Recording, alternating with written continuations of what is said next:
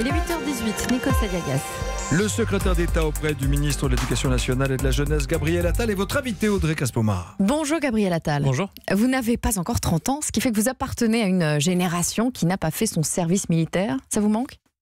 Je pense qu'il manque un moment, effectivement, de brassage social, de creuset républicain. On apprend un certain nombre de choses. Les risques ont évolué. On n'a plus besoin d'apprendre à toute une génération à manier les armes. Mais oui, je pense qu'il manque un moment. Alors vous êtes en charge de l'organisation du service national universel qui sera testé dans 13 départements au mois de juin. Ça ressemble de loin au service militaire, sauf que ça concerne nos enfants dès la fin de la 3e, quand ils viennent juste de quitter le collège. C'est jeune. Dès la fin de la seconde, donc c'est après le collège. Fin de seconde. Hein. Ouais, fin de seconde. Il y a plusieurs différences avec le service militaire. D'abord, ça concerne tout le monde, c'est-à-dire aussi les femmes, les filles qui n'étaient pas concernées par le service militaire. Ensuite, encore une fois, l'objectif n'est pas d'apprendre à toute une génération à manier les armes. L'armée s'est professionnalisée, on a moins de risques ou des risques différents. C'est 15 jours ? C'est 2 fois 15 jours. 15 jours d'abord en internat, en mobilité, c'est-à-dire que les jeunes ne feront pas leur service national dans leur département, dans leur région, mais dans une autre. Et puis avec un certain nombre... Pourquoi les éloigner ? Parce que c'est important pour élargir le champ des possibles des jeunes, pour leur faire découvrir un autre territoire, d'autres opportunités économiques, d'autres opportunités de formation, faire tomber un certain nombre de stéréotypes.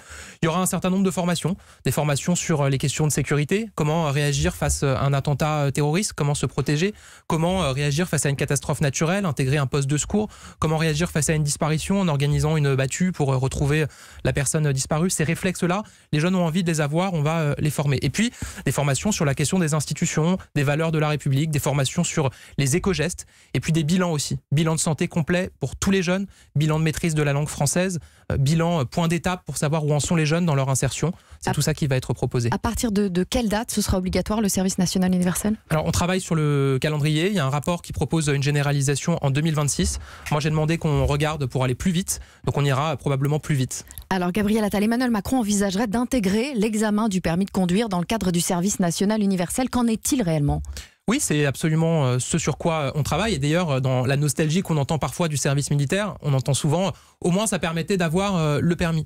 Dès la phase pilote de juin prochain, les jeunes qui seront volontaires pour cette phase pilote du service national auront leur code de la route gratuitement. C'est ce qu'on va leur proposer dans le cadre de cette phase pilote. Donc c'est un plus très important. Moi, je suis aussi ministre en charge de la jeunesse et la mobilité, c'est un frein énorme pour des jeunes, pour aller saisir un apprentissage, un emploi, une opportunité. Et le permis de la route, le permis de conduire, c'est parfois un coût trop important pour certains jeunes. L'idée, c'est de faire en sorte qu'ils coûtent moins. Il y a un rapport qui a été remis sur ce sujet. On va travailler aussi avec les auto-écoles, évidemment.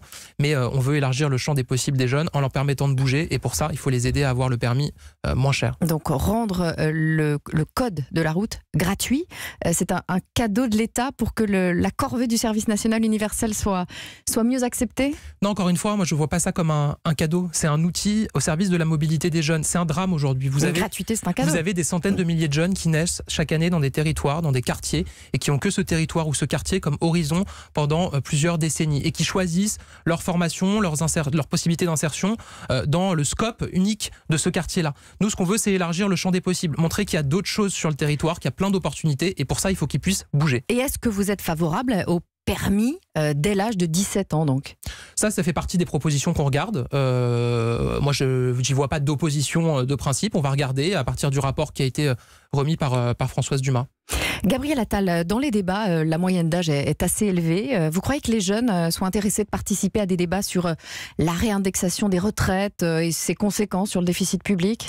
Alors, quand le grand débat a été lancé, moi qui suis en charge de la jeunesse, tout de suite, j'ai senti le truc. J'ai senti que si on ne se mobilisait pas particulièrement, les jeunes ne se déplaceraient pas dans des réunions et qu'il fallait organiser un cadre spécifique pour les jeunes. Ouais, c'était le cas au début. On a organisé un cadre spécifique. On a mobilisé les MJC. On a mobilisé des réseaux associatifs de jeunes, AnimaFac, la jeune chambre économique, les maisons des lycéens, pour qu'ils organisent des débats pour les jeunes. On a fait plusieurs débats avec le Premier ministre, avec le Président de la République, avec les jeunes. Et de quoi on se rend compte ? Que les jeunes, ils ont envie de participer, pour peu qu'on organise un cadre qui leur permette de le faire. Parce que se retrouver dans une salle en mairie avec des gens qui ont toute une expérience, tout un vécu, ça peut être un peu intimidant pour s'exprimer quand on n'a pas la même expérience et le même vécu. Vous animerez, vous, d'autres débats ? Oui, mercredi prochain, le 20, avec Marlène Schiappa, on va animer un débat avec jusqu'à 1000 jeunes, qui sont des jeunes en service civique, qui vont venir débattre avec nous. Marlène Schiappa, est-ce que vous pourriez vous rendre, comme elle, dans l'émission de Cyril Hanouna pour toucher des jeunes, justement ? Moi, j'ai aucun tabou. Et d'ailleurs, Cyril Hanouna m'a dit qu'il était intéressé à l'idée d'organiser une émission sur le service national universel. Et dans ce contexte-là, évidemment, je serai présent si c'est le cas. Gabriel Attal, selon Paris Match, le nombre de Français qui soutiennent l'action du président a augmenté de 11 points en 2 mois. C'est l'effet de la campagne qu'il mène actuellement à travers la France ou la politique de fermeté à l'égard des manifestants et des casseurs? Il n'y a pas de campagne. Oh, bah si, un peu quand Il y a même. un dialogue avec les Français. Moi, je suis étonné. Parfois, on nous dit le président, on ne le voit pas assez discuter avec les Français. Est-ce qu'il est déconnecté? Et puis, quand il échange directement, sans tabou, en éludant aucune question avec les Français, on explique que c'est une campagne. Il est juste connecté au pays. Il le fait avec des élus, il le fait avec des citoyens, il le fait avec des jeunes. Il va le faire aujourd'hui avec encore des élus et puis le monde économique popularité remonte. Dans l'Indre. Je pense que c'était attendu par les Français. C'est important qu'ils le fassent. Un sondage paru hier annonce que 56% des Français estiment que la mobilisation des Gilets jaunes doit s'arrêter. C'est la conséquence des débordements de violence autour des manifestations? Moi, je pense qu'un grand nombre de Français en ont ras-le-bol. Ras-le-bol de cette mobilisation, de ces dérives. Moi, honnêtement, quand on regarde la mobilisation des Gilets jaunes le 17 novembre, on voit bien les mots d'ordre.